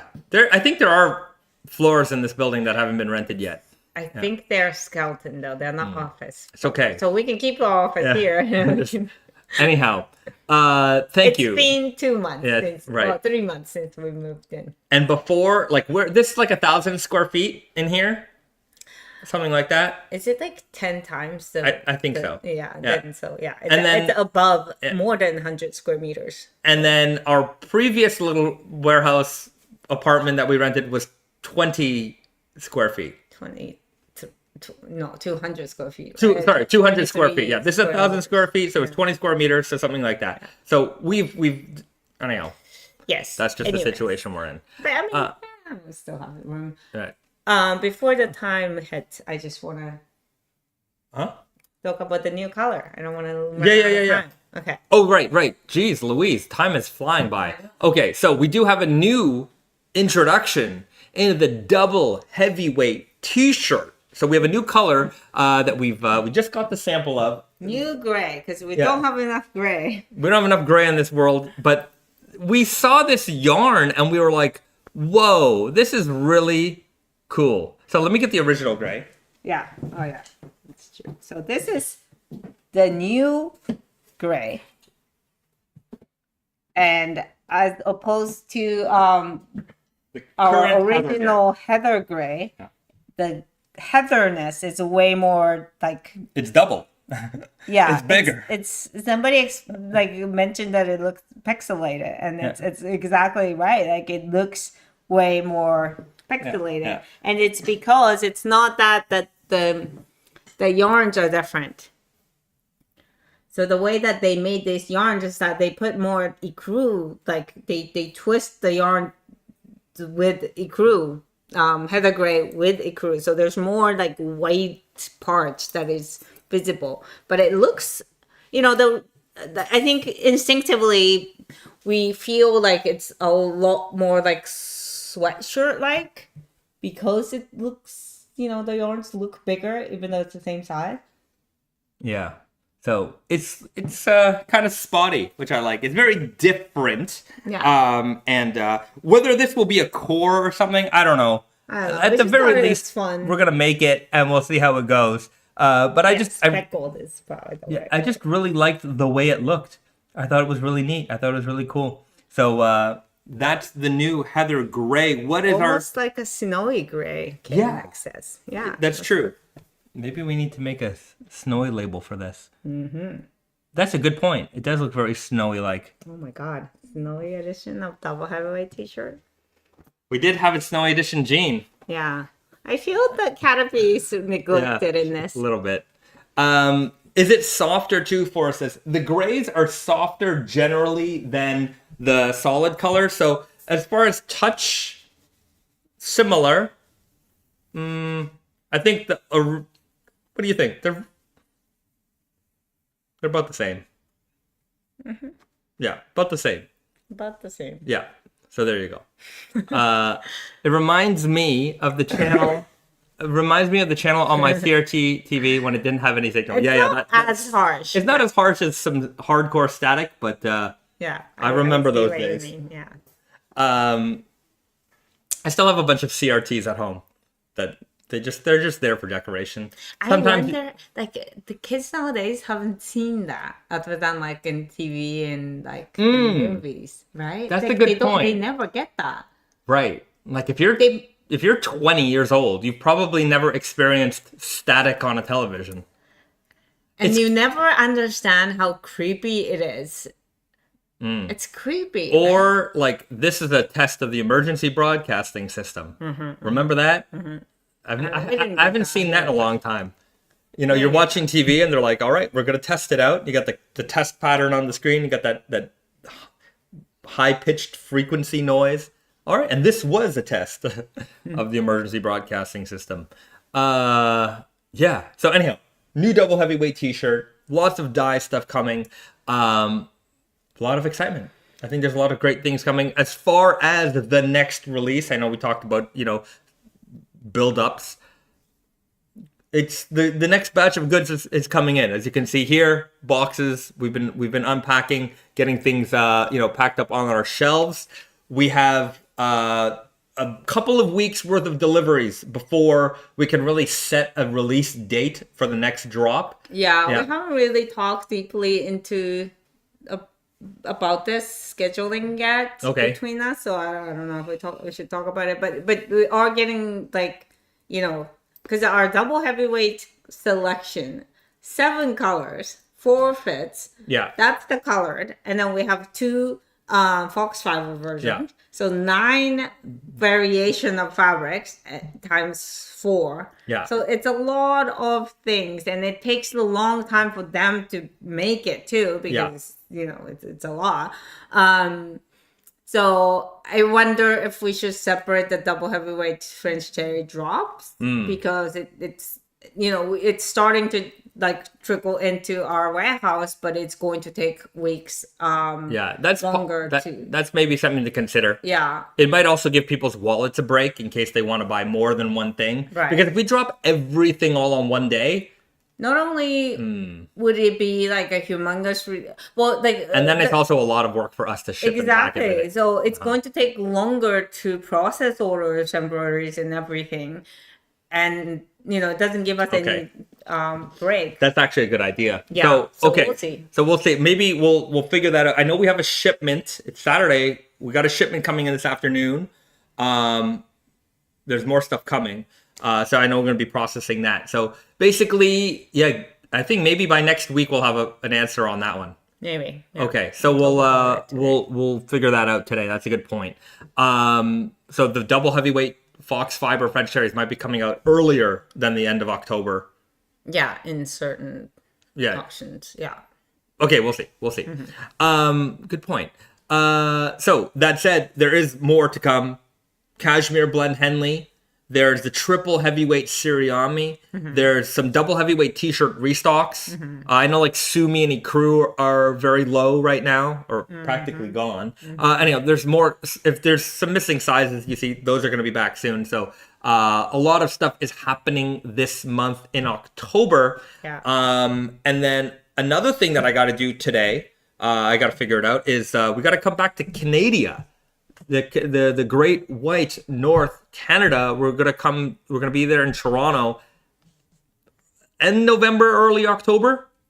No, end November, early December, not October. It doesn't you don't go backwards. No, early October is now. Yeah, early. Yeah, so time travel hasn't yet been created, but as soon as it has, I will take advantage.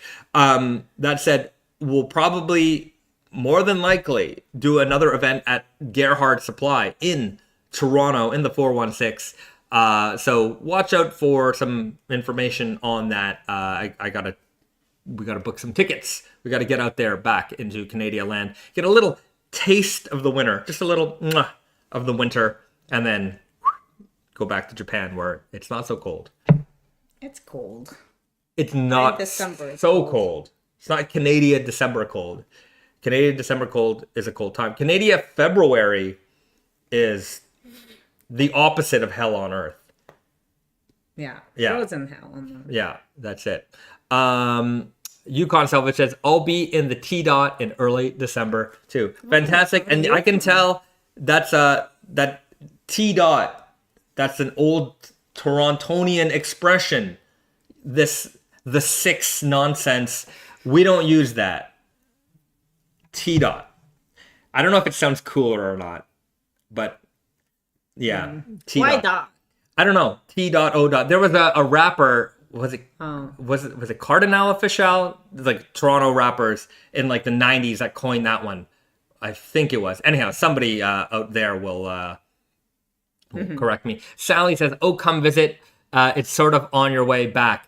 I know, Sally. Actually, we were talking about that last night. I don't know if we can because it is we would love to. But now we like kind of know the time frame of this, so we can maybe plan it for next year. Yeah. I think that's more realistic. Right. Yeah. Yeah. Us leaving the office for a prolonged period of time is difficult. But yeah, we were literally just talking about that as part of our stop in North America. The problem is North America is a big place. It's very big. Getting across Japan is relatively easy. As far as you want to go, probably 2 hours away, maybe 3, right? But in North America, it's like, oh, you're in Toronto, you want to go to Montreal? Don't worry, that's a 6-hour drive, right? I mean, you want to go to California? That's a 7-hour flight. Like, it's not 7 hours. Toronto to LA? Is it 7 hours? To Vegas, it's like 6. I guess. So, I always think New York to LA is like 5, you know? Yeah, it's a little higher. Anyway, something like that. Anyways, still, I wish we could just jet set around the world as comfortably and as speedily as we could, but just so much time in a day. But yeah, we will 100% be out there sooner than later. That is a promise. Sam Press says, are there any samples of the triple tees that you can rock the double zip Foxfibre sweater in both regular and iron? I'm not sure. Are there samples of the triple tees? Like triple heavyweight? Okay. And can you rock the double heavyweight zip Foxfibre sweater in both regular and iron? Okay. You want me to try it on? The triple heavyweight. Let me just see what zip hoodie we have.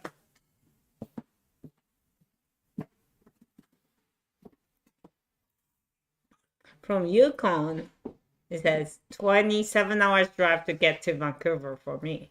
27-hour drive. I once took a road trip from California, Long Beach, to how far did I get? My friends are going to Ohio, and I tagged along up to a certain point. Forgot where I got off. This is the medium in the Foxfibre double heavyweight. So, in the zip hoodie. That's it.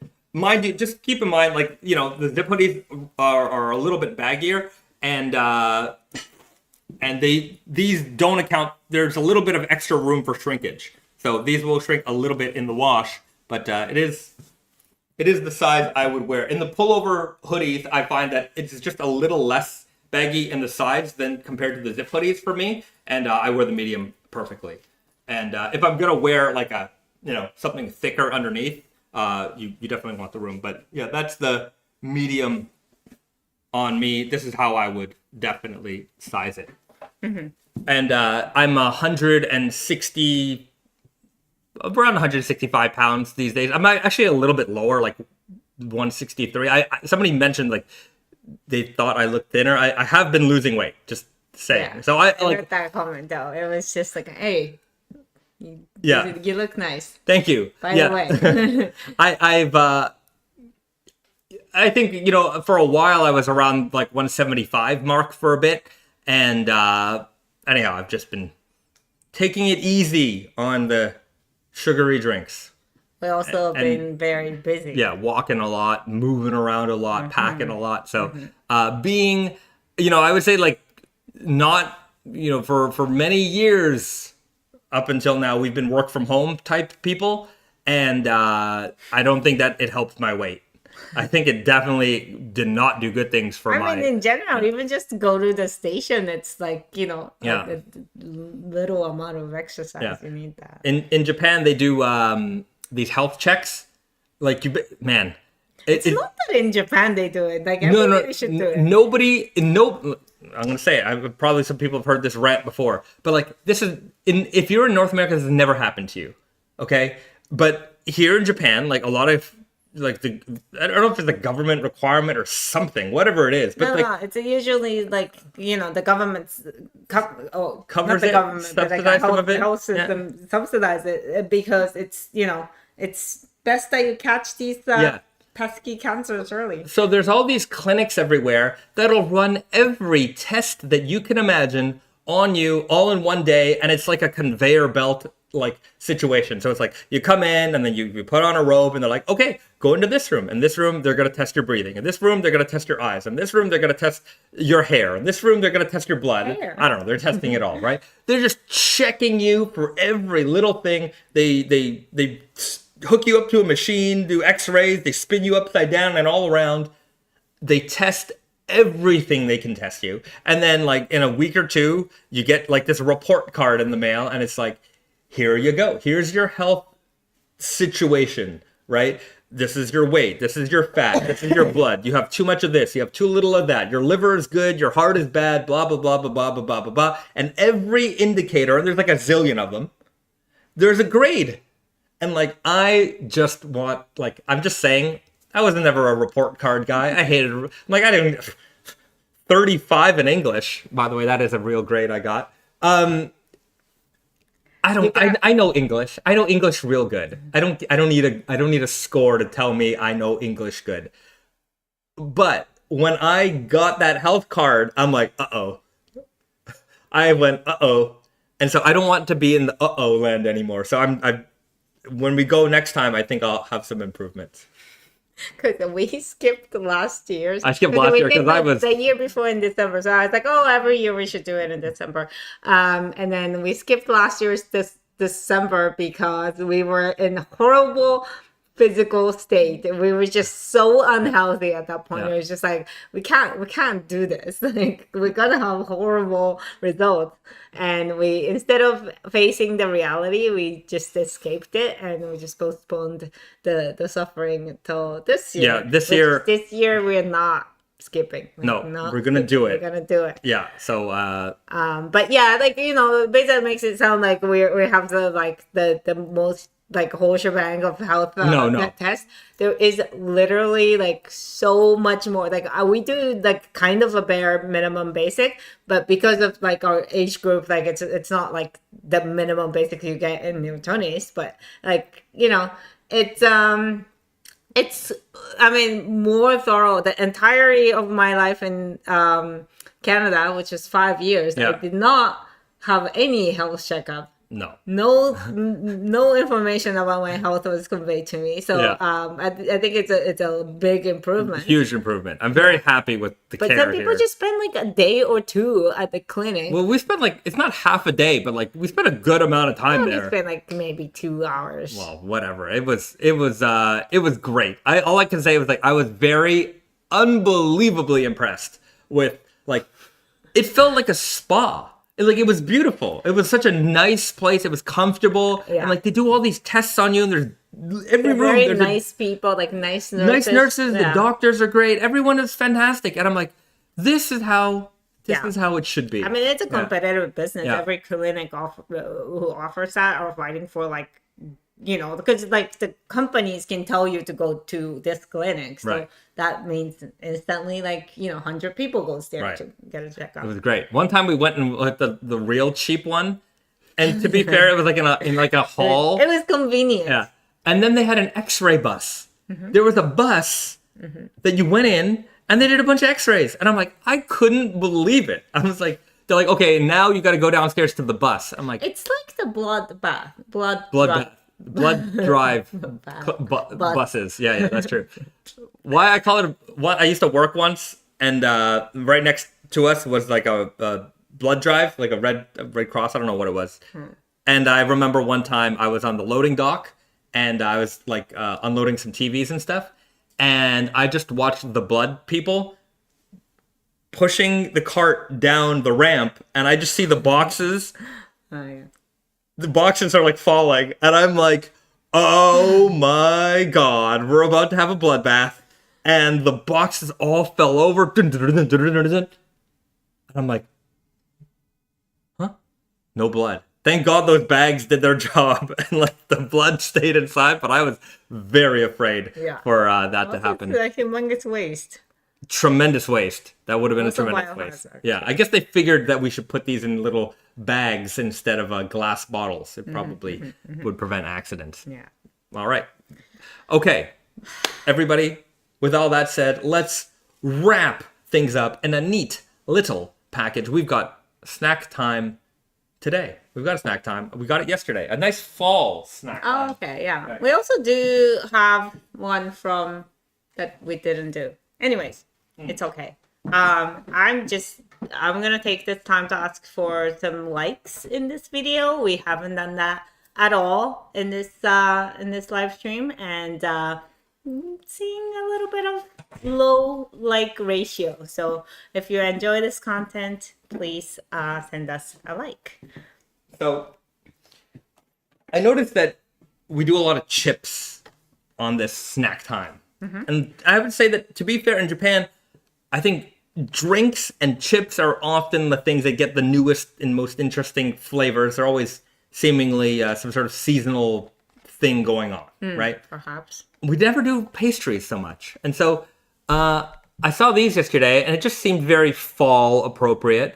And so what's the one that Latte makes that's very popular? Choco pie. Choco pie. So this is, I guess, this company's version of a choco pie. And choco pies are very popular in Korea. Here too, but I think in Korea maybe more so.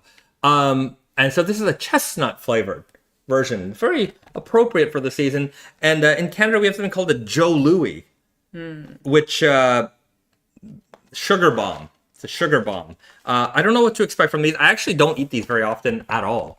Did you mention that it was chestnut? Chestnut. Yeah. As you can see there, it has the fall chestnut flavor. So we'll give these a try. I'm not sure what to expect, really. Yeah, the fall flavors are in. What is this called? What is this called? Yeah, what is this product called? Waguri keiki. Waguri keiki. But waguri just means chestnut. So Okay. I don't know if they have. I don't know if they have like a name for this thing. Right. It's just on its very own. generic. Yeah. Right. So not like choco pie, because choco pie is a thing. Yeah. Yeah. John says, had to pause the stream a bit, so I am a bit behind. Yes, I remember static because I was hooking up my game systems with an RF adapter. You know the struggle. I definitely had TVs without video inputs, and you had to use that RF. That, anyhow, if you know, you know. You don't know. I don't know. Okay. I'm going to already start by saying Japan is generally pretty good with like the size of the product on the box is the size of the product that you're going to get inside the box. I just don't feel like this is really... Look how thick this thing looks. That is but nobody thinks that it's to scale. I think that there's some sort of like... Give me a break here. Look, this thing is thin. This is... Like, you know, you get a chocolate pie, that is big. It literally says right here that the product is like, you know, enlarged on the... Anyhow, nonsense. Because not only is it enlarged, it is overly exact. Look at this thing. That is like... You ever watch that movie Falling Down and the guy's comparing that hamburger scene? This is it. Not as bad as... This is the hamburger scene right there. That is... Don't complain. It's a sizable cake. It's heavy. It's not thick. It is thin. This is thick. You don't want it bigger if you want to pass this health exam. That's true, but I'm making if I were...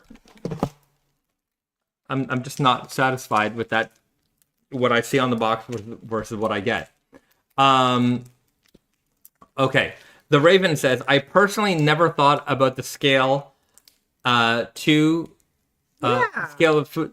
I don't expect that. I do. To some degree, I do. Right? I mean, you can't show it being this giant, big, juicy hamburger, and what you get is this, you know, little tiny floppy thing. Same thing with this. Oh, I smell the chestnut though. Okay, well, hopefully it tastes better. Mm-hmm. Okay? So we're going to try that out, okay? Mm-hmm. It's not... Okay. It's a little chewy. You know how chocolate pies like kind of keeps that size because it's got marshmallow in it? It keeps like it thick. This one is literally just cake and cream and cake covered in chocolate. So I think this is why it's kind of squished down a little bit compared to chocolate pie.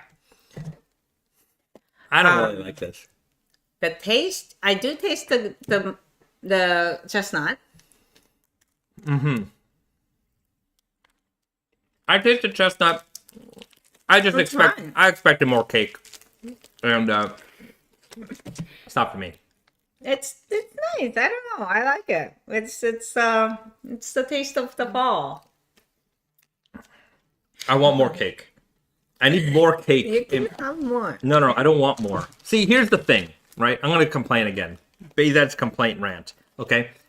I saw this box, and certainly it's my own ignorance, because I'm illiterate in this country for the most part.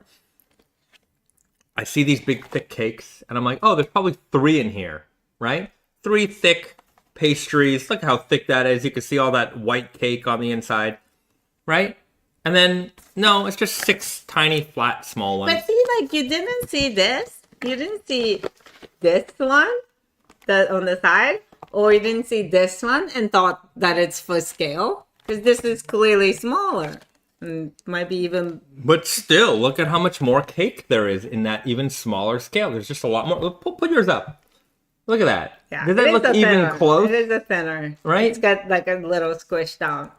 And I also do agree that like for the amount of cream that's inside, more cake, more sponge part might have balanced it out a little bit more. It does seem like it's creamier than it needs to be. The ratio is not great. So it's not bad. Look, it'll get a 1 thumb up. 1. Out of how many thumbs? 2. Oh, okay. I'm not giving it failing, right? It's not disgusting. Mm-hmm. It's just not... It's not my favorite, and it's less than what I would say that the build-up of expectation definitely brought down, my feeling toward this product. So it's kind of like giving 5 out of 10? No. 1 thumb up out of 2 is not the same as 5 out of 10. Okay. What would you give out of 10? I don't know. 3 smiles. Mm-hmm. It's a very non-scientific ranking system here. That sounds really, really harsh. Mm-hmm. Yeah. I will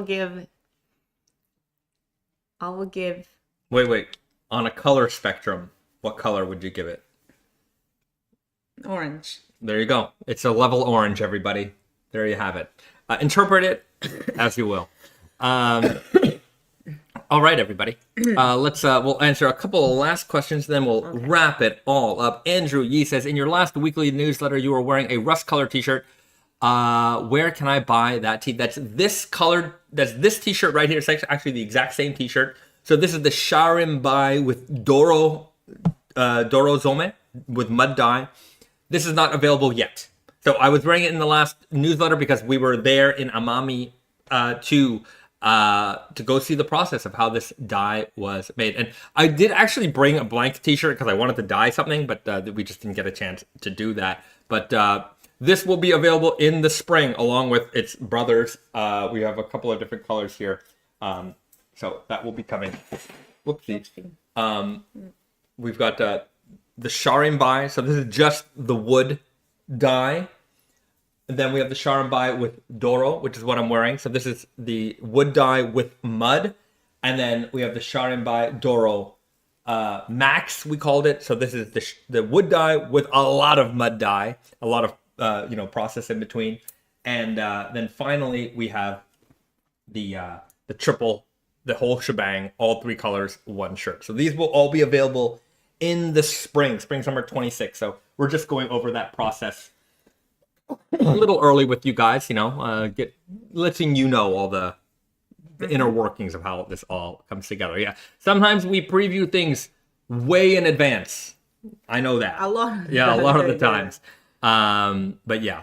Fly High says, will the Tokushima natural indigo teas be making a comeback? I think at some point they will be. I don't have exactly a time for that just yet, but we gotta do that again. Yeah, we'll do that one again. Okay. I think we're going to leave it there. I know there's a bunch of questions that we didn't get around to answering this time, but that's why we do this live stream weekly here on our YouTube channel, the weekly Wonder Looper live stream, the greatest live stream in the history of all live streams. Okay, wait, Hasty, his hands up. Hasty, why does the black Pima feel different than the white Pima? The ultimate Pima, black and white, they feel slightly different. What's going on there? It's the dye. The existence of dye changes the feeling of slightly. But I mean, there's no way around it. Yeah. So that's it. I guess that's it. This is also kind of the reason why like heather gray teas feel different than like solid color teas in double heavyweight as well. It's in any other fabric as well. It's just that like the heather gray teas usually are not dyed as a fabric. It's the yarns that have the colors already built in, so it doesn't go through the same process as being dyed. That's also why they have a slightly different texture. Okay, there you go. BD says, hit like on the way out, folks. Yes, everybody, if you haven't done so already, hit that like button. And don't forget to subscribe to the channel. We did surpass 4,000 subscribers just recently. Let's hit that next milestone, 5,000. We're only something like 800 subscribers away from that one. All right. So, tell all your friends and family. Just put a big old APB out there. All points. Ask Pam Beasley. That's it. Ask her. She knows what to do. And then Drew says, do you have any pictures of the sweatpants Foxfibre wearing? I think on the website. Yeah. Do you mean fleece Foxfibre or double heavyweight Foxfibre? Because double heavyweight Foxfibre, the sweatpants is going to look exactly like double heavyweight, like French series sweatpants. Yeah. It's the same construction. It's just that it's not dyed. So yeah. And then fleece Foxfibre, we definitely have the photos on the website. So yeah. There you have it. All right, everybody. If we forgot something, you can leave it in the comment section below. Or be back again next week right here, same time, same channel, 8 p.m. Eastern here on the Wonder Looper live stream, the greatest live stream in the history of all live streams. And this weekend, you've got some homework, and that is do something nice for yourself and